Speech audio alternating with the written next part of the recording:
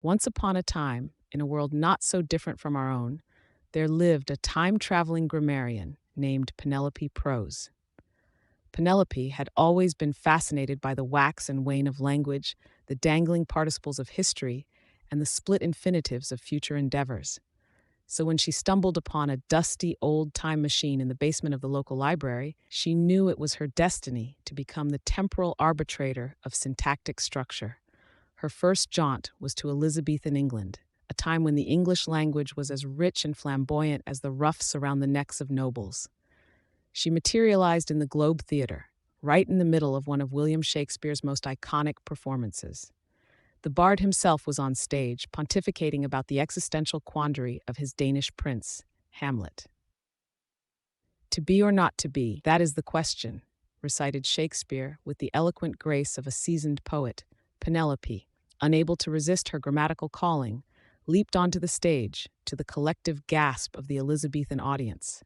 "Good sir," she interrupted, "a moment, if you please. 'Tis a fine line, indeed, but might we discuss your flagrant misuse of the subjunctive mood?"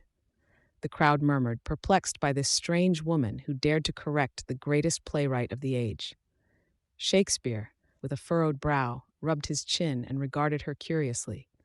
"And who art thou to question the craft of the bard? I am Penelope Prose, the saucy grammarian of neither time nor space, and you, dear William, should take care not to mix thy moods, for the existential contemplation you so artfully explore would benefit greatly from a tad more grammatical accuracy." Shakespeare, always a lover of good critique, nodded in acknowledgement. "Pray, enlighten me." Clearing her throat, Penelope began her impromptu lesson.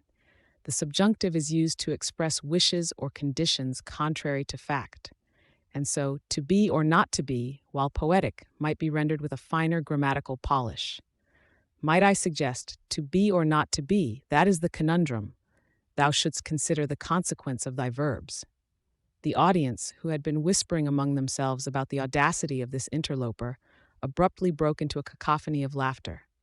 For, in Penelope's earnest attempt to refine the language, she had inadvertently penned a line so pompous and convoluted it transcended the absurd.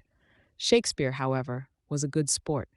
As he took Penelope's hand and bowed graciously, he whispered, "Thy knowledge is vast, and thy counsel wise, but perchance the beauty of words lies in their imperfection and the emotions they evoke." Penelope, her cheeks flushed with the echo of the crowd's amusement, realized that the wisdom of Shakespeare's words far outweighed the strictures of grammatical pedantry. Language, she learned, was a living, breathing thing, and sometimes its beauty lay not in the rigid structures of rules, but in the boundless creativity of its use. From that day forward, Penelope Prose adopted a new philosophy.